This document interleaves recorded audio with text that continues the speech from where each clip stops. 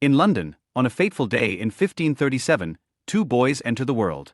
Their destinies are intertwined, despite the vast differences in their circumstances. The air in Awful Court hangs heavy with the stench of decay and desperation.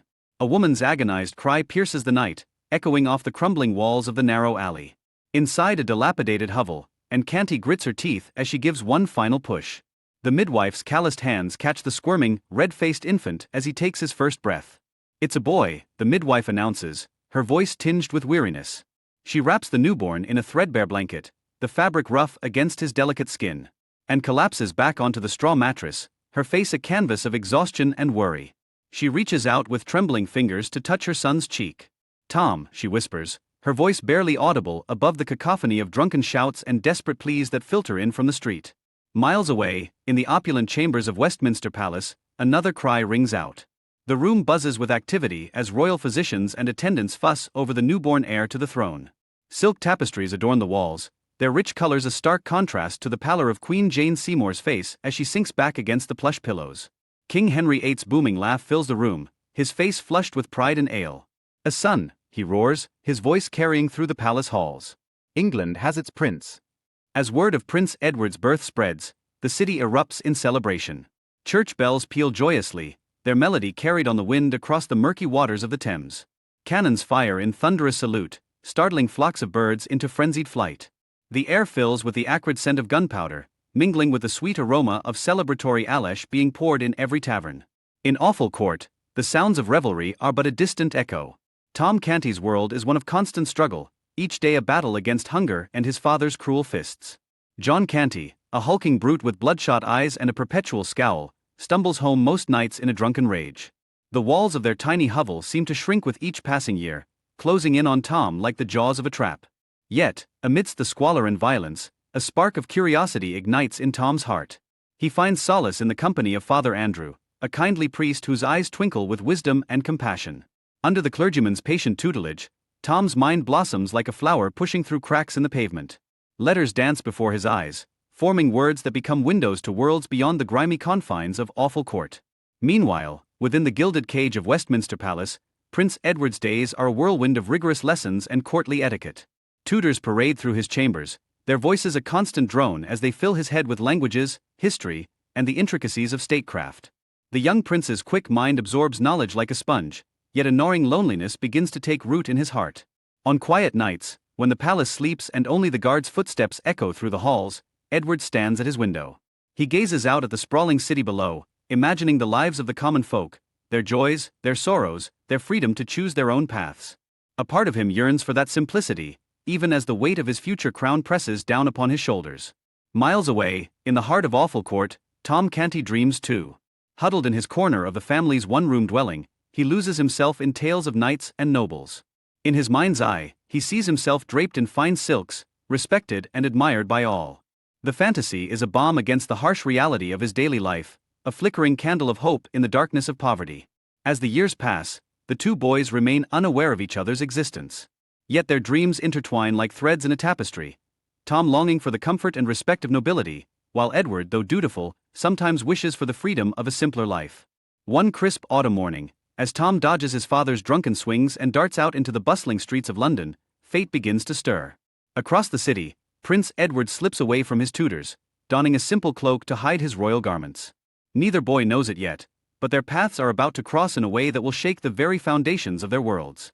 Years passed, their threads weaving an intricate tapestry of fate. Destiny, with its unseen hand, guided Tom and Edward towards an unexpected encounter that would forever alter their lives. Years passed, their threads weaving an intricate tapestry of fate. Destiny, with its unseen hand, guided Tom and Edward towards an unexpected encounter that would forever alter their lives. The sun hung low in the sky, painting London in hues of amber and gold. Tom, now a lanky teenager with a mop of unruly hair and clothes more patched than fabric, found himself drawn to the palace gates like a moth to flame. The magnificent structure loomed before him, a mountain of dreams and impossibilities. His heart raced as he inched closer, fingers trembling with the urge to touch the cold, ornate ironwork. The smell of polish and power filled his nostrils, a stark contrast to the stench of poverty he knew so well. Suddenly, rough hands seized him. "Off with you, street rat," a guard snarled, his words cutting through the air like a whip. Tom stumbled backward, cheeks burning with shame and anger, the sting of rejection all too familiar. But fate had other plans. A clear, commanding voice rang out from above, "Stop. Bring that boy to me at once." Tom's world tilted on its axis as he was ushered through the gates, his bare feet sinking into plush carpets that felt like clouds beneath his callous soles. Each step took him further from the life he knew and into a realm of opulence he'd only dreamed of. And then, he saw him. Prince Edward, resplendent in his royal robes, stood before Tom like a mirror image from another world. Same height, same build, same unruly hair, but where Edward's skin was pale and unblemished, Tom's was tanned and weathered by the sun. "It's uncanny," Edward breathed, circling Tom with fascination. "We could be twins." As they began to talk, their initial shock gave way to genuine curiosity. Edward's eyes sparkled with excitement as Tom regaled him with tales of street life, the cacophony of market days, the thrill of dodging guards, the bitter taste of hunger that never quite went away. "You mean you have to work for your food?" Edward asked, his brow furrowed in disbelief. Tom nodded, a wry smile tugging at his lips. "Aye, and sometimes even that's not enough. There are nights when my belly aches something fierce." Edward fell silent, his worldview shifting like sand beneath his feet. The weight of his own privilege settled on his shoulders, heavier than any crown. In turn, Tom marveled at Edward's descriptions of royal life, the endless lessons, the suffocating expectations, the gilded cage of privilege. "It sounds lonely," Tom murmured, surprising himself with his boldness. Edward's eyes met his, a flicker of vulnerability passing between them. "It can be," he admitted softly, his voice barely above a whisper. As the afternoon waned, both boys found themselves changed by their encounter. They had glimpsed a world beyond their own, and in doing so, gained new perspectives on their lives. Tom's quick wit and unexpected knowledge had impressed Edward, shattering his preconceptions about commoners. "How did you learn to read and write?"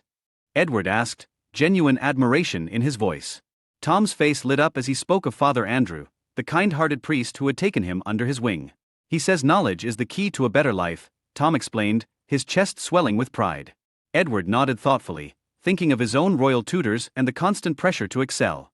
"Sometimes I wish I could trade places with someone like you," he confessed, the words tumbling out before he could stop them. "To be free of all this expectation." Tom's eyes widened, unable to fathom giving up such luxury. Yet as he looked at Edward's face, so similar to his own, yet marked by a weariness beyond his years, he began to understand. As Tom prepared to leave, Edward clasped his hand, a silent understanding passing between them. "Perhaps we'll meet again someday," Edward said, a hint of hope in his voice. Tom nodded, a grin spreading across his face. "I'd like that, Your Highness." As he walked back through the palace gates, Tom felt as if he were waking from a dream. The memory of Edward's words echoed in his mind, opening his eyes to new possibilities and dreams he had never dared to imagine before. But as he turned to take one last look at the palace, a strange sensation washed over him. The world seemed to blur and shift, colors swirling like paint in water. Tom blinked hard, trying to clear his vision. When he opened his eyes again, he found himself face to face with Edward once more. But something was different. The opulent chamber had vanished, replaced by the familiar sights and smells of Tom's humble home. Edward and Tom stood motionless, their eyes locked in mutual astonishment. They marveled at the mirror image before them, each seeing his own face reflected in the other. But how could this be? And where were they now? Edward and Tom stood motionless, their eyes locked in mutual astonishment. They marveled at the mirror image before them, each seeing his own face reflected in the other. The air in the prince's opulent chamber seemed to crackle with excitement and possibility. Sunlight streamed through the stained glass windows, casting a kaleidoscope of colors across the boys' identical faces. Edward's eyes sparkled with mischief, a daring idea taking root in his mind. "I say, Tom," Edward exclaimed, his voice brimming with excitement, "what if we were to switch clothes? Wouldn't it be a lark to see how we look in each other's attire?" Tom's eyes widened, a mix of hesitation and curiosity dancing across his face. The thought of wearing royal garments both thrilled and terrified him. His heart raced, pounding so loudly he was sure the prince could hear it. After a moment's pause, he nodded, a shy smile spreading across his lips. With fumbling fingers and suppressed giggles, the boys began to exchange their clothes. The rustle of fabric filled the air as they shed their respective identities, piece by piece. Edward reveled in the rough texture of Tom's simple garments, feeling as though he were shedding the weight of his royal responsibilities. The coarse cloth against his skin was a stark contrast to the silks and velvets he was accustomed to, and he found it oddly liberating. Tom, on the other hand, gasped as he donned the prince's ornate attire. The rich fabrics caressed his skin like a gentle embrace, so soft and luxurious that he could scarcely believe they were real. The weight of the embroidered doublet and the snug fit of the fine leather boots made him stand a little straighter, as if the clothes themselves were imbuing him with a sense of dignity. As they stood before the grand mirror, their transformations were complete. Edward slouched slightly, mimicking Tom's posture, while Tom stood tall, his chin lifted in an unconscious imitation of royal bearing. The prince's eyes danced with delight as he took in his reflection, feeling a sense of freedom he had never known. "Look at us." Edward laughed, twirling in his newfound simplicity. "Why, we're like two sides of the same coin." Tom, overwhelmed by the weight and richness of the prince's attire, could barely speak. He ran his hands over the intricate embroidery, marveling at the craftsmanship. The golden threads caught the light, shimmering like captured sunbeams. "I feel different," he whispered, his voice tinged with awe. Edward, ever the teacher, began to instruct Tom on the finer points of princely behavior. "Stand straight, Tom," he commanded playfully. "Chin up, shoulders back. A prince must always appear confident, even when he doesn't feel it." Tom nodded earnestly, trying his best to mimic Edward's regal bearing. His muscles tensed as he fought against his natural inclination to shrink and disappear. In turn, he showed the prince how to slouch and shuffle like a true pauper. "You've got to look like you're trying not to be noticed," Tom explained, demonstrating a hunched walk. Their laughter echoed through the chamber as they practiced their new roles, each boy delighting in the novelty of their situation. It was as if they had stepped into a magical realm where anything was possible. The ornate walls of the royal chamber seemed to fade away, replaced by the endless possibilities of their imagination. Suddenly, their playful experiment was interrupted by a commotion outside the prince's chambers. The boys froze, their laughter dying on their lips. The urgent voice of the Lord Chamberlain could be heard, calling for the prince with increasing desperation. The sound cut through their fantasy like a knife, bringing them crashing back to reality. Edward, still caught up in the excitement of their game, forgot his appearance and rushed towards the door. "I must see what's happening," he declared, his voice filled with concern. Before Tom could stop him, Edward had flung open the door and stepped into the corridor. In an instant, the world seemed to tilt on its axis. The guards, seeing only a raggedly dressed boy where they expected their prince, reacted with swift efficiency. "Intruder," one shouted, grabbing Edward's arm with a grip like iron. "Unhand me at once," Edward commanded, his voice ringing with royal authority. But his words fell on deaf ears. To the guards, he was nothing more than a street urchin who had somehow infiltrated the palace.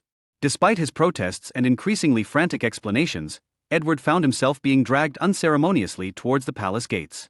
His cries of "I am the prince" were dismissed as the ravings of a madman, his words lost in the chaos of the moment.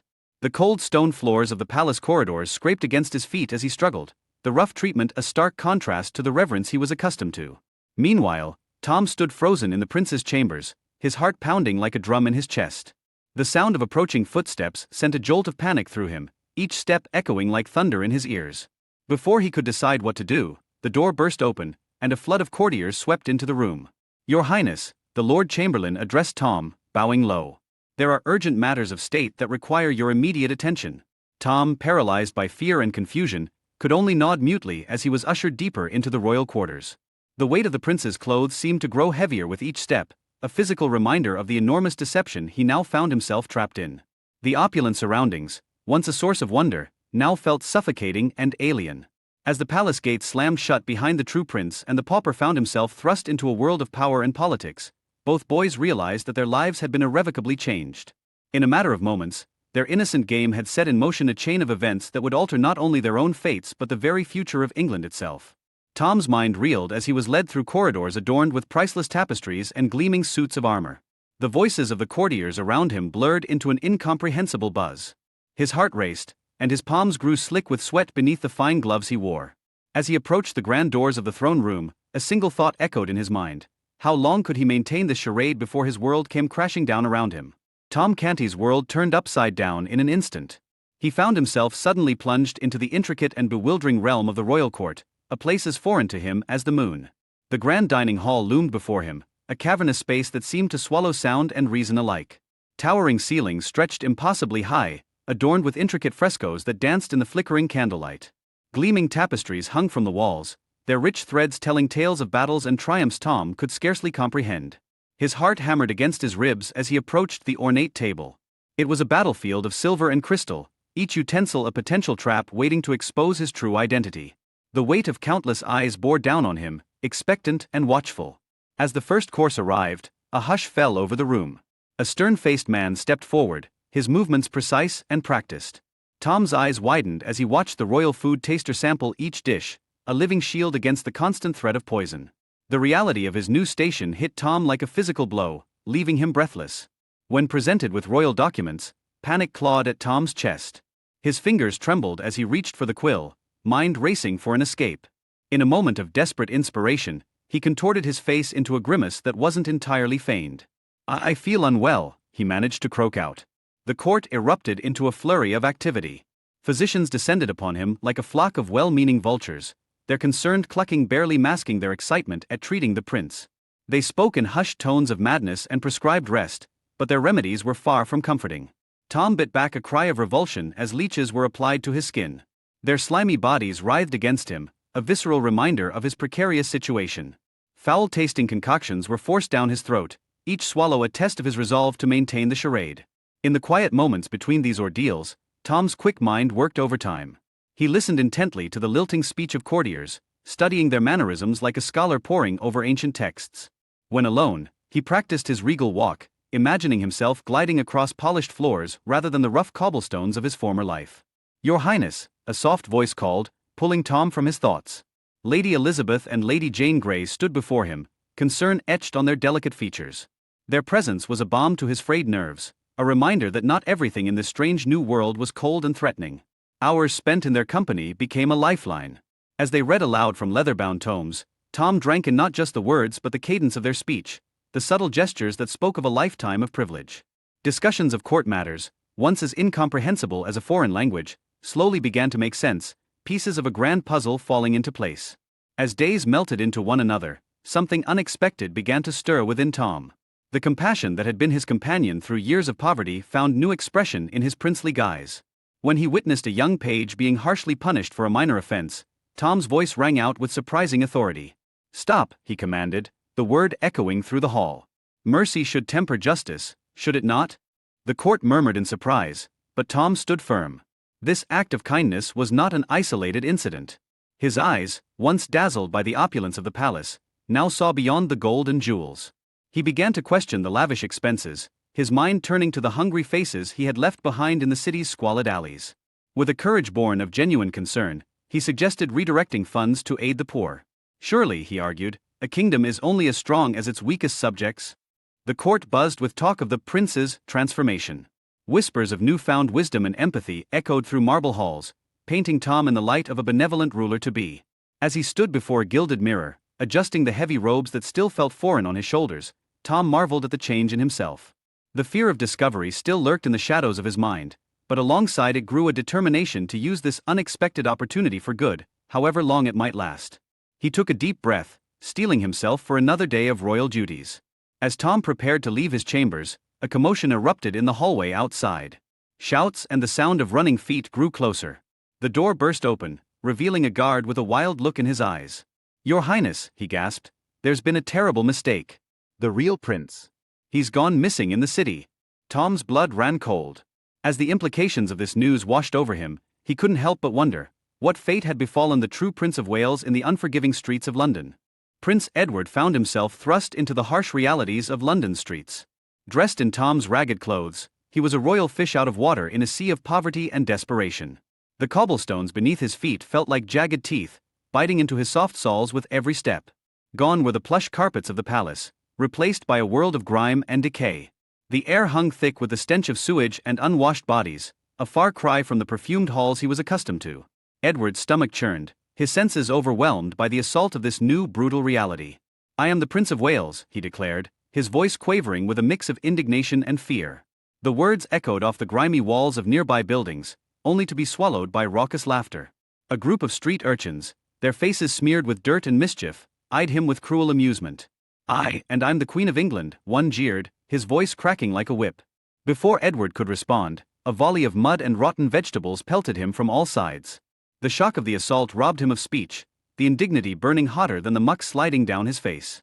As the day wore on, hunger gnawed at Edward's belly like a ravenous beast. The cold seeped through his thin garments, chilling him to the bone. Each gust of wind felt like icy fingers clawing at his skin. He stumbled towards a tavern, drawn by the warm glow spilling from its windows like a moth to a flame. "Food for the Prince of Wales," he demanded, mustering all the authority he could. The innkeeper, a burly man with a face like curdled milk, grabbed Edward by the scruff of his neck. With a grunt, he tossed the boy unceremoniously into the gutter.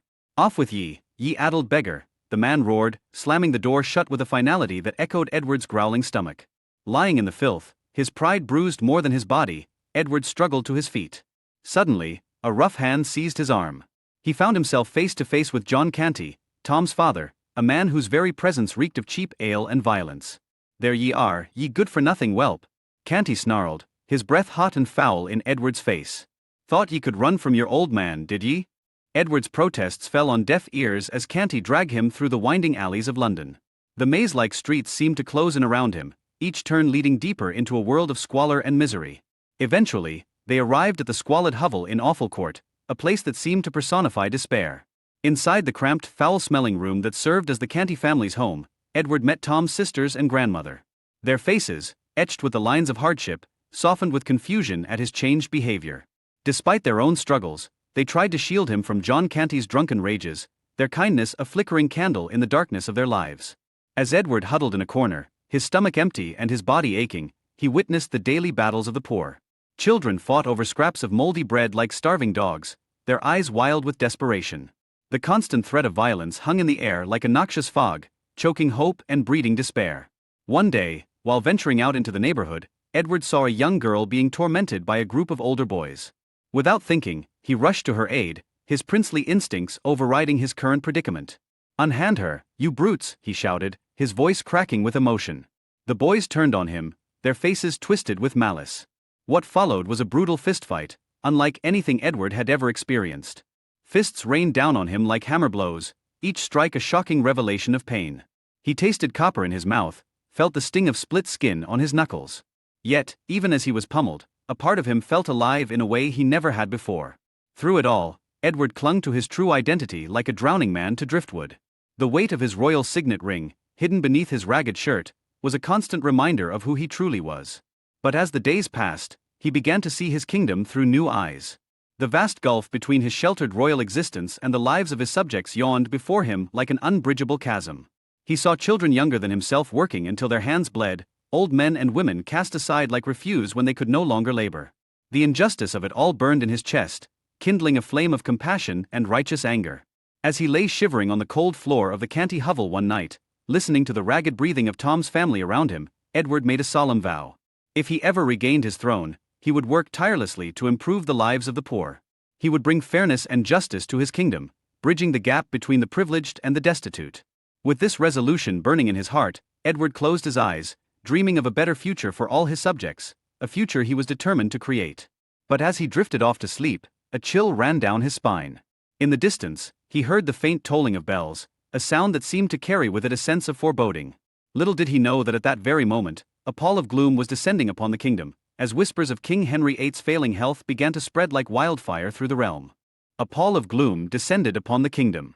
Word spread like wildfire of King Henry VIII's failing health, casting a shadow over the realm and setting in motion a flurry of activity at court. The air in the palace grew thick with whispers and hushed conversations. Courtiers scurried through dimly lit corridors, their faces etched with worry. The once vibrant tapestries seemed to lose their luster, as if the very walls of the castle were holding their breath in anticipation. In the eye of this storm stood Tom, a pauper masquerading as the prince. His heart raced, each beat a reminder of the enormous lie he was living. The weight of an entire kingdom now rested upon his young shoulders, threatening to crush him with every passing moment. Edward Seymour, the Lord Protector, became Tom's constant shadow. His lessons grew more intense, more urgent. "Your Highness," he'd say, his voice low and insistent, "you must remember the alliances. The balance of power is delicate, like a house of cards. One wrong move and it all comes tumbling down." Tom's head spun. Names of nobles, intricate political webs, centuries-old feuds. It was all too much. He felt like a small boat tossed about in a raging sea of information, desperately trying to stay afloat. The Privy Council meetings were a special kind of torture. Tom would sit there, his palms slick with sweat, as grave men discussed matters of state. Their words washed over him, a torrent of incomprehensible jargon. He'd nod and hum, praying his ignorance wouldn't be discovered. But fate, it seemed, had a cruel sense of humor. During one such meeting, the topic of a recent treaty with France arose. Tom's mind went blank, his throat constricting with panic. When pressed, He stammered out a response so far from the mark that the room fell silent. The air grew thick, heavy with unspoken questions and growing suspicion. As the days wore on, Tom's anxiety reached a fever pitch. He was a boy thrust into a man's world, playing a game with stakes higher than he could have ever imagined. Several times, he tried to confess the truth. The words would bubble up inside him, threatening to spill out. But each time, his attempts were met with confusion or concern, his words twisted and interpreted as further signs of his supposed illness. The summons to King Henry's bedside came like a death knell. Tom's legs felt like lead as he made his way to the royal chambers, dread coiling in his stomach like a venomous snake. The once mighty king lay wasted on his bed, his skin sallow and his eyes glazed with fever. As Tom approached, Henry's gaze fell upon him, but there was no recognition there. In that moment, Tom felt truly alone, a fraud in a world that was never meant to be his. The king's last breath rattled in his chest, a sound that would haunt Tom's dreams for years to come. With it, Tom felt the last vestiges of his old life slip away, like sand through an hourglass. The room erupted into a flurry of activity, hushed whispers, hurried footsteps, the rustle of fabric as people bowed and curtsied to their new monarch. Tom stood frozen, the reality of his situation crashing down upon him like a tidal wave. In the days that followed, Tom moved through the palace like a ghost, a pale shadow of the vibrant boy he once was. Lords and ladies approached him, bowing low and kissing his hand, pledging their undying loyalty to a boy they didn't truly know. Each oath felt like another chain binding him to this life he never wanted, the weight of their expectations threatening to drag him under. As the kingdom mourned their old king and prepared to welcome the new, Tom retreated further into himself. He spoke little, ate less, his behavior interpreted by the courtiers as dignified grief. But inside, he was screaming, trapped in a gilded cage of his own making. The opulent surroundings that had once filled him with wonder now felt suffocating, every golden ornament and rich tapestry a mocking reminder of his deception. The preparations for his coronation loomed on the horizon, a specter that haunted his every waking moment. Tom found himself facing the unthinkable, the prospect of being crowned King of England, a pauper wearing a stolen crown. As he lay in his bed each night, the enormity of what was to come pressed down on him like a physical weight, making it hard to breathe. With each passing day, the shadow of the impending coronation grew longer, stretching across the palace like a dark omen. Tom could feel the weight of his impending role pressing down on him, threatening to crush his spirit beneath its immense burden. How long could he keep up this charade? And what would happen when the truth finally came to light? The day of coronation loomed ever closer, its shadow stretching across the palace like a dark omen. Tom felt the weight of his impending role pressing down on him, threatening to crush his spirit beneath its immense burden. Each morning, as the first rays of sunlight crept through the ornate windows, Tom was jolted awake by a flurry of servants. Their faces were a mix of excitement and nervous energy, mirroring the butterflies that danced in Tom's stomach. The silk sheets that once felt like a luxurious embrace now seemed to cling to him, as if trying to hold him back from the daunting day ahead. The young boy's days became a whirlwind of activity, his mind struggling to keep pace with the torrent of information thrust upon him. Lessons blurred into rehearsals, each hour bringing new challenges that made Tom's head spin like a top set loose on the palace floors. Lord Protector Edward Seymour, a man whose stern face seemed carved from granite, took a particular interest in molding the prince into a proper king. His piercing eyes bore into Tom, unaware of the boy's true identity, making Tom's palms sweat and his heart race like a frightened rabbit cornered by hounds. "Your Highness," Seymour would say, his voice sharp enough to cut through stone, "you must understand the significance of the Great Seal of England. It is the very embodiment of your authority." Tom nodded, his quick wit and natural adaptability serving as a shield against suspicion. He absorbed the complex information like a sponge dropped in a bucket of water, his street-smart mind finding clever ways to connect the unfamiliar concepts to things he understood. The seal became a fancy version of the marks the gang leaders used back in Awful Court, a thought that almost made him smile despite the pressure. In the grand halls of the palace, Tom practiced wielding the royal scepter and orb. The weight of the golden artifacts felt foreign in his hands, like trying to juggle river stones coated in butter.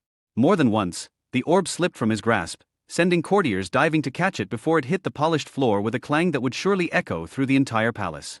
"Careful, Your Highness," they'd cry, their faces a mix of concern and barely concealed amusement.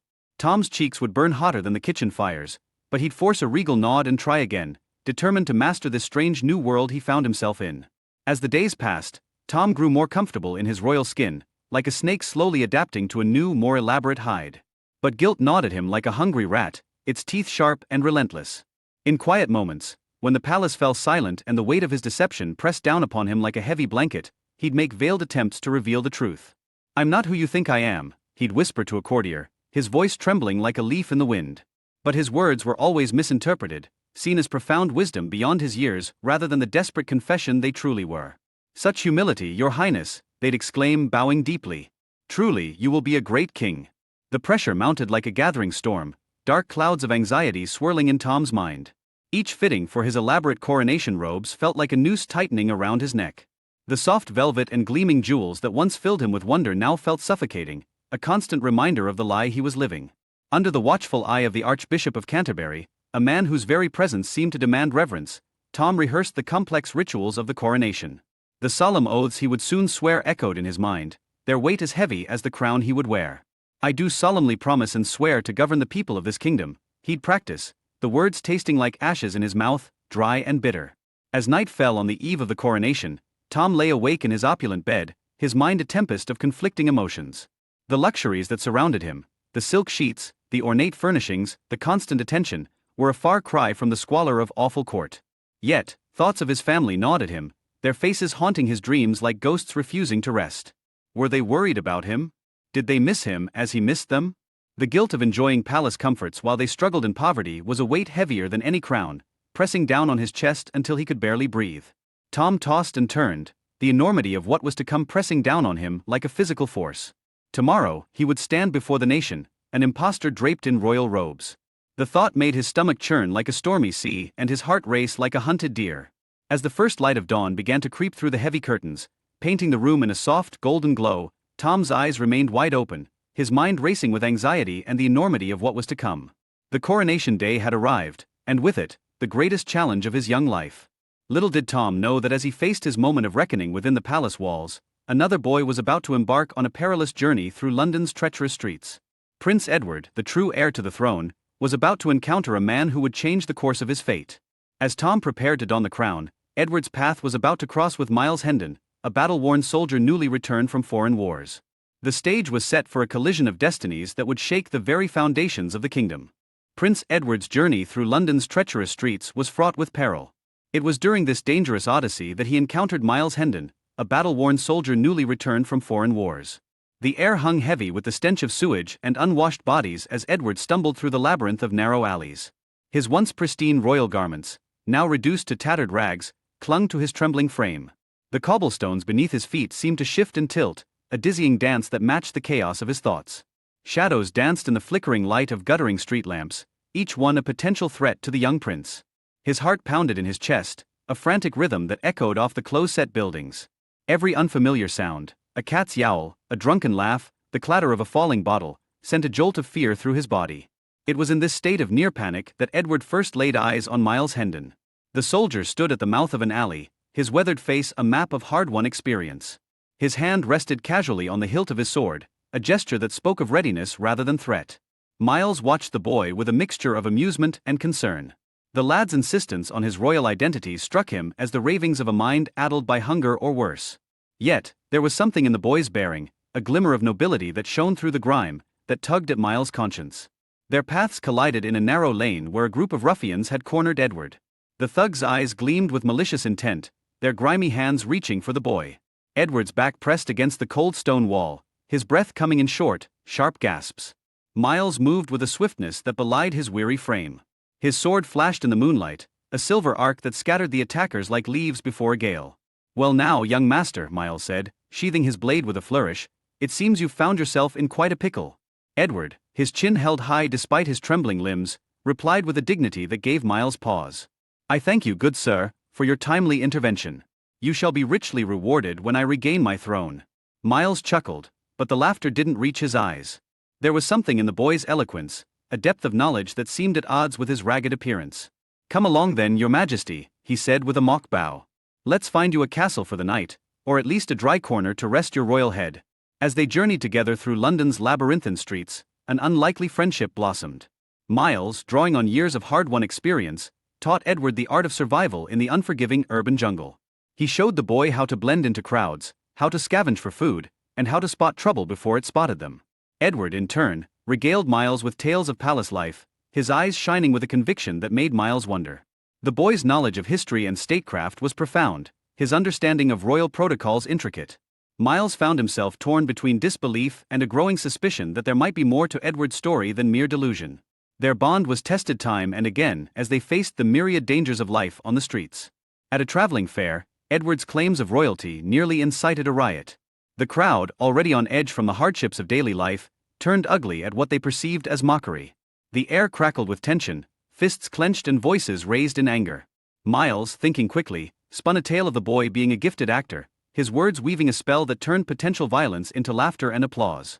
Edward marveled at Miles' quick wit, feeling a surge of gratitude for his newfound protector. As they huddled by a meager fire that night, the flames casting dancing shadows on their faces, Miles studied Edward's features. "You're either the most convincing liar I've ever met," he mused, "or there's a tale here that would beggar belief." Edward's eyes, wise beyond his years, met Miles' gaze steadily. "Truth, Sir Miles, is often stranger than the wildest fabrications." Their journey took a dark turn when they encountered Hugh Hendon, Miles' treacherous brother. Hugh's very presence seemed to poison the air, his honeyed words dripping with malice. With false accusations and a show of righteous indignation, Hugh attempted to have Miles arrested. It was in this moment of crisis that Edward's true mettle shone through. Drawing himself up to his full height, meager though it was, he addressed Hugh's lackeys with a voice that rang with authority. "You dare to lay hands on a loyal subject of the crown? I, Edward, Prince of Wales and heir to the throne of England, command you to stand down." The sheer audacity of the claim, coupled with the unmistakable air of command in Edward's voice, sowed confusion among Hugh's men. In that moment of hesitation, Miles and Edward made their escape, disappearing into the twisting alleys of London. As they caught their breath in a hidden alcove, the sound of pursuit fading behind them, Miles looked at Edward with new eyes. The boy's quick thinking and unwavering courage had saved them both. For the first time, a seed of doubt about Edward's true identity took root in Miles' mind.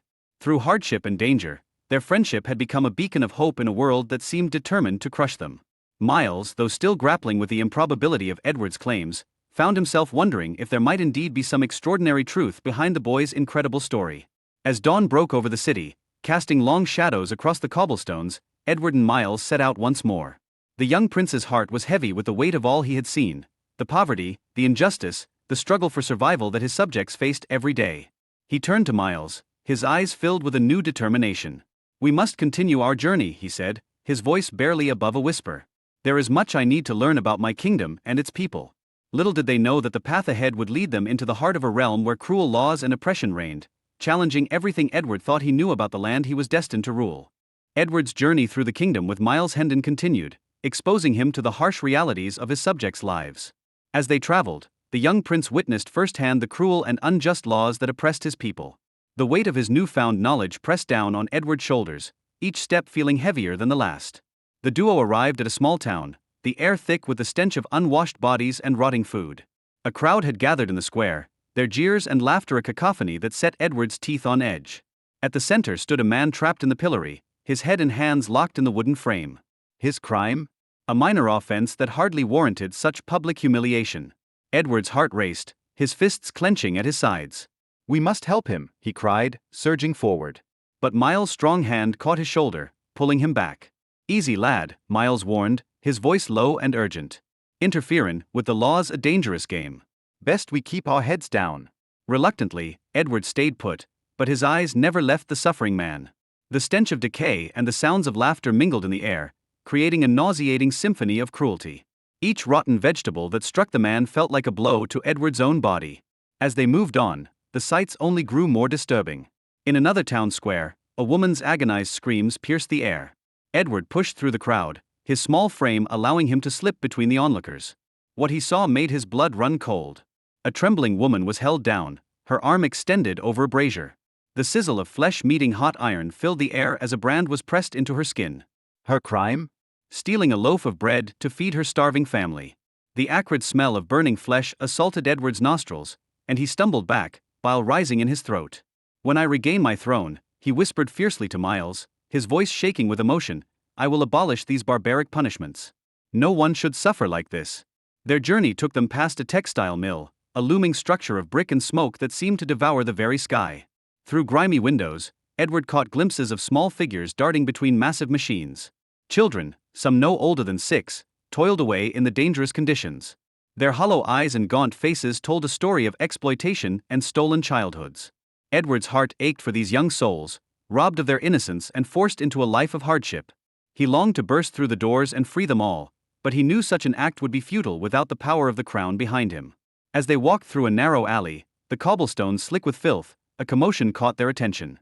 A young boy, his face blackened with soot, struggled against the iron grip of a burly man. The child's cries for mercy fell on deaf ears as the man raised a heavy hand to strike. Without thinking, Edward sprang into action. He darted forward, placing himself between the boy and his tormentor. "Stop," he commanded, his voice ringing with an authority that belied his ragged appearance. The man, startled by Edward's sudden intervention, loosened his grip on the boy. Seizing the opportunity, Edward grabbed the child's hand and pulled him to safety. "You dare interfere," the man growled, advancing on Edward like a storm cloud. Miles stepped forward, his hand on the hilt of his sword. "The lad meant no harm," he said smoothly. "Perhaps we can settle this like gentlemen?" After a tense moment, the man spat on the ground and stormed off, muttering curses under his breath. The young chimney sweep looked up at Edward with wide, grateful eyes. "Thank you, sir," he whispered. "I'm Tom."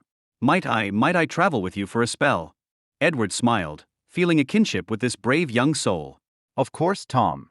"We'd be glad to have you." As they continued their journey, Edward's education in the ways of his kingdom grew ever more painful. They passed by a market where families were being torn apart, sold into servitude to pay off crushing debts. The cries of children being separated from their parents tore at Edward's heart like physical wounds. One scene, in particular, would haunt him for years to come. A mother, her face streaked with tears, clung desperately to her children as they were pulled away by their new masters. Her anguished wails echoed through the square, a stark reminder of the powerlessness of the common people. Edward felt each cry like a dagger to his soul. That night, as they huddled around a small fire, the flames casting flickering shadows on their weary faces, Edward engaged Miles in a lengthy discussion about law and justice. The older man listened in amazement as the young prince spoke with wisdom and compassion far beyond his years. "It's not right, Miles," Edward said, his voice filled with conviction. "A kingdom should protect its people, not oppress them. When I reclaim my throne, I will change these laws. I will bring true justice to my subjects." Miles studied the boy's face, illuminated by the flickering firelight. He saw determination there, and a strength of character that had been forged in the crucible of their harsh journey. As Edward drifted off to sleep, his mind whirled with ideas for reform. The experiences of the past days had transformed him, stripping away the last vestiges of his sheltered upbringing. In its place stood a compassionate and just future ruler, one who understood the struggles of his people firsthand. Edward's last thoughts before sleep claimed him were of the promise he made to himself.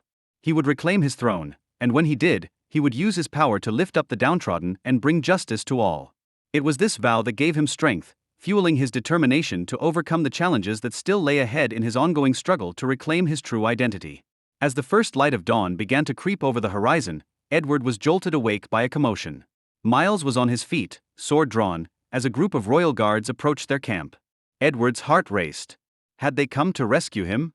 Or was this a threat to his newfound understanding of his kingdom? As the guards drew nearer, Edward couldn't help but wonder, what was happening back at the palace? Back in the palace, Tom's comfort in his role as the prince began to grow. His natural intelligence and quick learning allowed him to adapt to court life with increasing ease.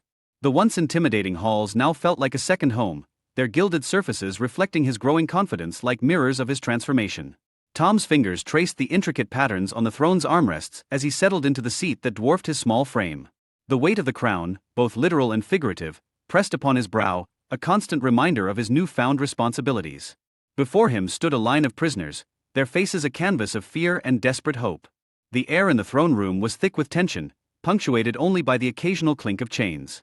With a deep breath that seemed to fill his entire being, Tom raised his hand. The gesture, simple yet powerful, sent a ripple of anticipation through the crowd. "These men," he declared, his voice ringing clear and strong, "have suffered enough for their minor transgressions. Let mercy be the cornerstone of our justice." The words hung in the air for a moment before the reality of his decree sank in. The prisoners fell to their knees, their gratitude manifesting in tears that carved paths down dirt-streaked cheeks. The courtiers exchanged bewildered glances, their whispers a soft rustle against the stone walls. But Tom stood firm, his resolve as unshakable as the very foundations of the castle. As days passed, Tom's presence in council meetings became more pronounced. He leaned forward in his seat, eyes bright with curiosity, his questions cutting through the dense fog of political jargon like a sharp knife. "How do our laws affect the baker, the blacksmith, the washerwoman?" he would ask, his inquiries bridging the gap between two worlds he knew all too well. The seasoned advisors found themselves taken aback, eyebrows raised in surprise at the depth of understanding displayed by one so young. Little did they know that Tom's questions stemmed from his own lived experiences, each inquiry a silent tribute to the life he'd left behind. Tom's kindness extended beyond the council chambers, spreading through the palace like a warm breeze. He walked the corridors with a smile for every servant, a word of thanks for every task performed. The staff, accustomed to being overlooked, found themselves basking in the warmth of royal attention. Whispers of the prince's unprecedented friendliness spread like wildfire, kindling a newfound loyalty among the ranks. In a bold move that sent shockwaves through the nobility, Tom instituted daily audiences for the common people. The great hall, once reserved for grand ceremonies, now echoed with the voices of farmers, merchants, and laborers. Tom listened intently to each grievance, his brow furrowed in concentration, his heart aching with each tale of hardship. "Your concerns are my concerns," he would say, his voice carrying the weight of sincerity.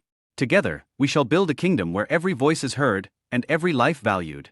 The common folk left these audiences with hope blooming in their hearts, while the nobles watched with a mixture of discomfort and grudging admiration. As the kitchens bustled with activity, the aroma of fresh bread and hearty stews wafted through the poorest neighborhoods of London. Tom's order to distribute surplus food to the needy brought nourishment and hope to those who needed it most. The scent of charity mingled with the usual odors of the city, a tangible reminder of the changes taking place. Education became Tom's passion, his eyes alight with possibility as he explored ideas with his tutors. "Imagine," he would say, his voice filled with excitement, "if every child, regardless of birth, could learn to read and write. How might that change our kingdom?" The concept of schools for common children was as revolutionary as it was compassionate, and soon plans were being drafted that could reshape the very fabric of society. Yet, even as Tom embraced his role with growing confidence, moments of doubt would creep in like shadows at twilight. In the quiet of his chambers, he would gaze out over the city, the weight of his deception heavy on his young shoulders. Memories of his family, of Miles, of the grimy streets he once called home, would flood his mind, bringing with them a bittersweet ache. "Am I doing right by them?" he would whisper to the night air, torn between the comfort of his new life and the guilt of his lie. But then he would think of the changes he was making, the lives he was improving, and find solace in the good he was doing. As preparations for the coronation intensified, Tom's natural leadership abilities began to shine through the cracks of his assumed identity. His unique perspective as a former pauper allowed him to bring fresh insights to matters of state, earning him a reputation as a wise and compassionate ruler to be. The palace buzzed with activity as the coronation day drew near. Servants scurried about, their arms laden with rich fabrics and gleaming ornaments. The air was thick with anticipation, a palpable energy that seemed to make the very stones of the castle hum. Tom stood at his chamber window, watching the sun dip below the horizon. Tomorrow, he would be crowned king. The thought sent a shiver down his spine, a mixture of excitement and terror. As darkness fell, he couldn't shake the feeling that something momentous was about to happen, something that would change everything. Little did he know that as he prepared for bed, miles away, events were unfolding that would shake the very foundations of his newfound world. The day of the coronation had finally arrived. Westminster Abbey stood resplendent, its ancient stones bearing witness to yet another momentous occasion in England's history. A palpable electricity filled the air, crackling with anticipation. The cavernous interior of the abbey buzzed with excitement, packed to the rafters with nobles draped in their finest silks and velvets. Solemn-faced clergy stood in stark contrast to the curious foreign dignitaries, their eyes wide as they took in the grandeur of the scene. Sunlight poured through the stained glass windows, painting the sea of expectant faces with a kaleidoscope of colors. Tom, the pauper thrust into the role of prince, emerged from the shadows. His small frame seemed to shrink even further beneath the weight of the opulent royal robes. His heart thundered in his chest, each beat a reminder of the deception he was living. As he made his way through the abbey, the crown felt heavier with each step, threatening to topple him like a sapling in a storm. The scepter, cold and unyielding in his sweaty palm, seemed to burn with the heat of his lies. The familiar rhythms of the coronation ceremony began, a stark counterpoint to the chaos swirling in Tom's mind. His legs trembled beneath him as he approached the throne, each step feeling like a mile. Just as he was about to ascend, a commotion erupted at the abbey's entrance. Like a bolt of lightning splitting the sky, Edward, the true prince, burst into the sacred space. His clothes were tattered, but his eyes blazed with a determination that outshone the finest jewels in the room. "Hold!" Edward's voice rang out, clear and commanding. "I am Edward Tudor, rightful heir to the throne of England." A collective gasp rippled through the crowd, the sound like a gust of wind through autumn leaves. Guards moved to seize Edward, but something in his bearing, a regal authority that shone through his ragged appearance, gave them pause. Tom felt relief wash over him like a cool spring rain after a drought. He stepped down from the throne, his voice quavering but resolute. He speaks the truth. I am but a pauper, thrust into a role I never sought. Confusion reigned supreme. Courtiers whispered furiously, their words a frantic hum like agitated bees. Foreign guests exchanged bewildered glances, their carefully practiced diplomatic masks slipping in the face of such unprecedented events. Edward, undaunted by the sea of disbelieving faces, began to speak. His words flowed like a river after the spring thaw, carrying with them intimate knowledge of royal matters that no impostor could possess. He spoke of private conversations with courtiers, his voice ringing with authenticity. He revealed state secrets known only to a select few, each revelation landing like a stone in a still pond, sending ripples of shock through the assembly. As Edward's tale unfolded, doubt began to give way to belief. The Archbishop and Lord Protector, their faces a study in astonishment, questioned him thoroughly. With each answer, Edward's claim grew stronger, like a sapling taking root in fertile soil after a long winter. Miles Hendon, Edward's loyal companion through his trials, stepped forward. His weathered face bore testament to their shared journey as he vouched for the young prince's character and the unwavering consistency of his story. The court listened, spellbound, as Edward recounted his adventures among the common people. His tale was one of hardship and revelation, of a prince who had glimpsed the true face of his kingdom. As he spoke, many in the crowd found themselves moved by the transformation they witnessed. A boy who had left the palace a prince, but returned a leader, his eyes alight with newfound wisdom and compassion. Tom, no longer burdened by his royal facade, stood tall. The Archbishop praised his honesty and the wisdom he had shown during his brief, unexpected reign. In that moment, Tom felt a different kind of pride, not the hollow glory of false position, but the genuine warmth of being true to oneself, like the sun breaking through clouds after a long dark night. As the truth settled over the assembly like a mantle, Edward prepared to take his rightful place. The crown, which had seemed so oppressive to Tom, now gleamed with promise in the abbey's light. Edward approached the throne, his steps sure and his gaze steady, each movement carrying the weight of destiny. The coronation proceeded, this time with the true heir at its center. As the crown was placed upon Edward's brow, a new chapter in England's history began. The incredible journey of the prince and the pauper had come full circle, leaving both boys forever changed and the kingdom poised for a new era of compassionate rule. As Edward stood before his subjects, crowned and anointed, a hush fell over the abbey. The weight of expectation hung heavy in the air, thick as London fog. What kind of king would this boy become? How would his extraordinary experiences shape his reign? As he opened his mouth to address his people for the first time as their monarch, the entire kingdom held its breath, waiting to hear the words that would set the course for England's future. Edward ascended to the throne, claiming his rightful place as the King of England. His experiences among the common people had profoundly influenced his approach to ruling, forever changing the course of his reign. The weight of the crown settled upon Edward's brow, cool metal against his skin, a physical reminder of the immense responsibility now resting on his young shoulders. As he gazed out over the sea of faces in the grand coronation hall, their eyes filled with hope and expectation, memories of his time on the streets flooded back.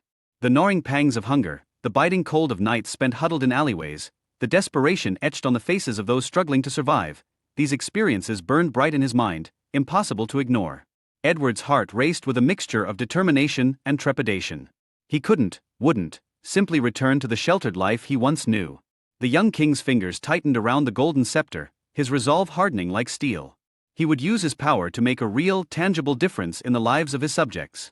With fire in his eyes and compassion pulsing through his veins, Edward set about implementing sweeping reforms. The harsh criminal codes that had long plagued the poor became his first target.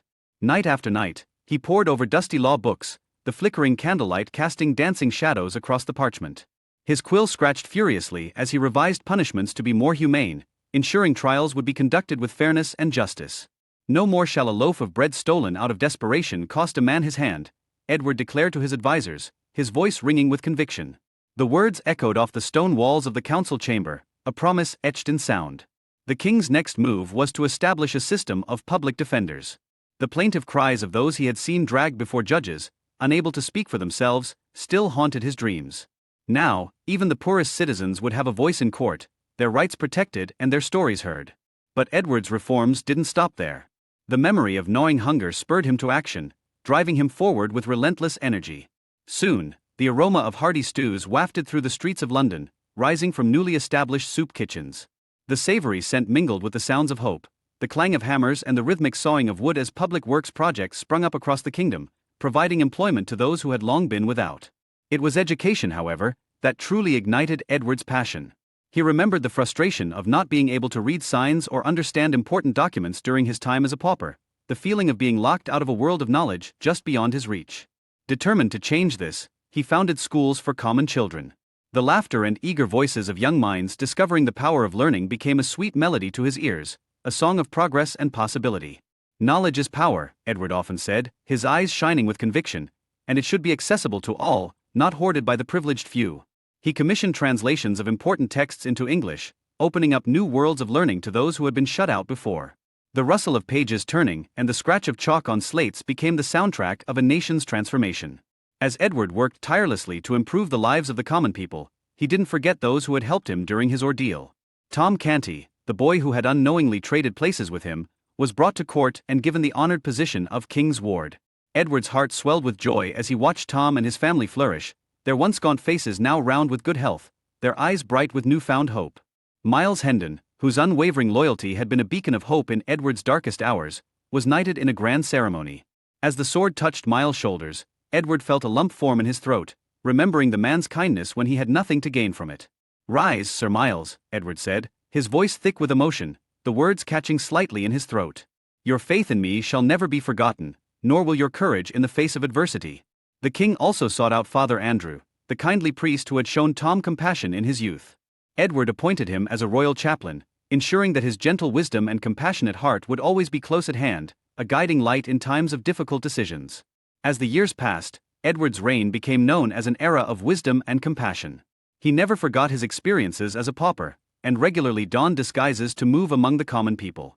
In smoky taverns and bustling marketplaces, he listened to their concerns and saw firsthand the impact of his policies.